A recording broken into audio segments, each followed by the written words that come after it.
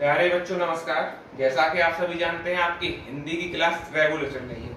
उसी क्रम में आज हमने टॉपिक लेके स्टार्ट किया है समास का। आज हम समास स्टार्ट करने जा रहे हैं। जो भी नए साथी हैं जिन्हें समास का टॉपिक सबसे टफ लगता है उनके टॉपिक अब ये आसान हो जाएगा। सभी चैनल को सब्सक्राइब करना है। तो पहले परिभाषा समझते हैं समास है क्या।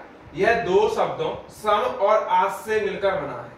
ठीक, यानी समास का अगर हम संधि विच्छेद करें तो सम और आस निकलेगा, जिसका अर्थ क्या है? संक्षिप्तीकरण। यानी किसी चीज को बड़ा है उसको छोटा करना क्या कहलाता है? समास कहलाता है। जब दो या दो से अधिक शब्दों के परस्पर संबंध के मेल को से नए सार्थक शब्द का निर्माण होता है तो वो क्या कहलाता है? समास कहलाता है। ठीक, जैसे नीला है जो कमल, एक तो नीला है अलग, तो नीला है जो कमल, यानी नीला एक वर्ड है, कमल एक वर्ड है, दोनों को मिला दिया तो बन गया नील कमल।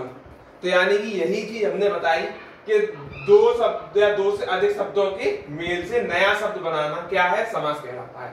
अब समझते हैं समास विग्रह क्या है। सामासिक पदों के बीच के संबंध को स्पष्ट करना। सामासिक पदों के बीच के संबंध को स्पष्ट करना क्या है? समास विग्रह है। इसमें दो पद होते हैं, एक होता है पूर्व पद, एक होता है उत्तर पद। अब हम इसको डिटेल में जानेंगे। पूर्व पद और उत्तर पद क्या है। अब प्रतिदिन है तो उधर का जो पहला पद है वो पूर्व पद, जो इधर का पद है वो उत्तर पद है। और आगे इसको डिटेल में हम समझेंगे जब समास के हम भेद पढ़ाएंगे। तो अब सभी लोग चलेंगे समास के भेद की तरफ। हेडिंग डाला सभी लोग समास के भेद।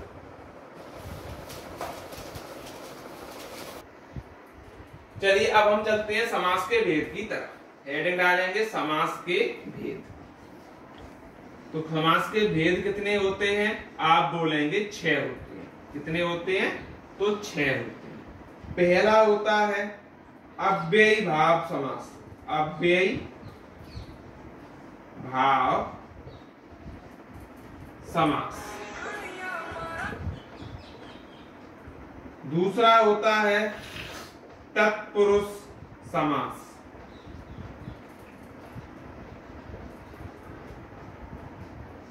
तीसरा होता है कर्मधारय समास।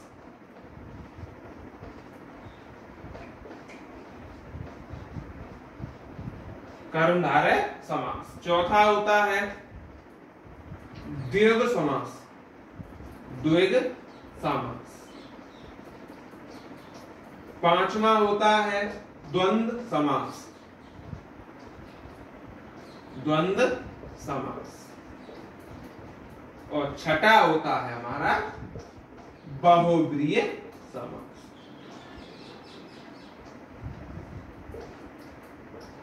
अब एक एक को डिटेल वाइज समझते हुए चलते हैं।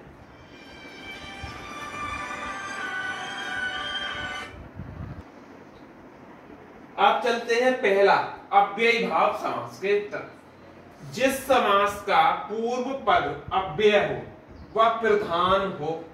अव्यय वह होता है जिसे परिवर्तित नहीं किया जा सकता।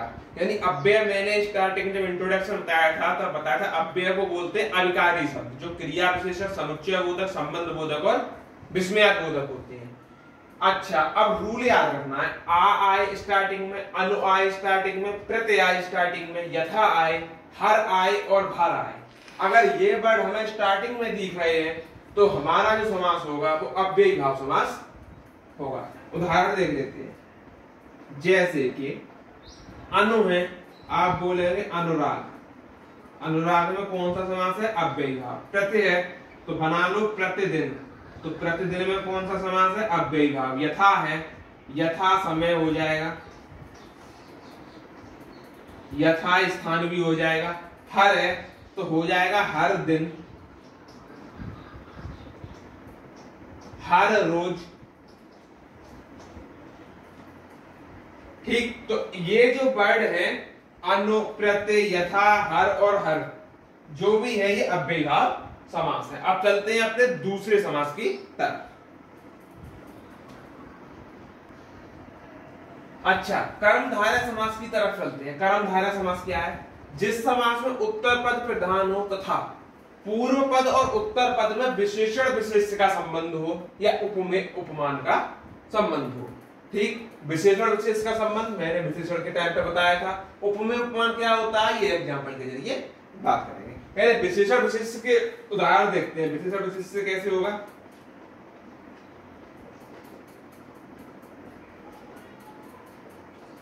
जैसे पहला उदाहरण लिया नीलकंठ,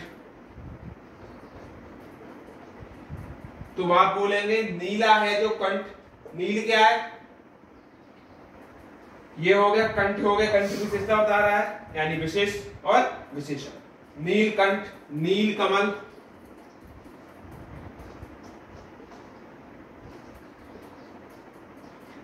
ठीक। ये हो गए विशेषण विशेष के संबंध, आप कोई भी बना सकते हैं।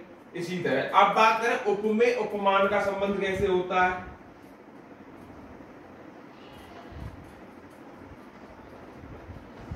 यानी एक की तुलना दूसरे से करना, जैसे चरण कमल, चरण कमल, यानी कहना चाह रहा है कमल के समान चरण, उसको बोला हमने चरण कमल, और इसमें उपमेय उपमान की हो गई, इसमें विशेषण विशेष की हो गई, ठीक।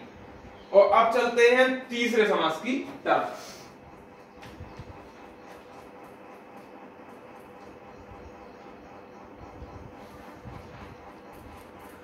आप चलते हैं अपने एक और समास की तरफ, देव समास।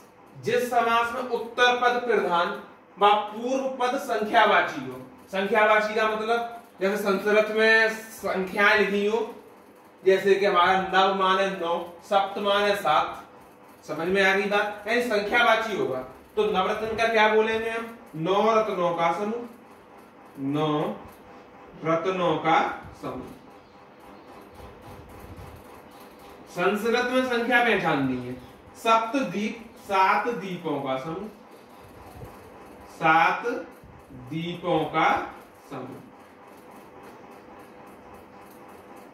नेक्स्ट सप्ताह, 7 दिनों का समूह।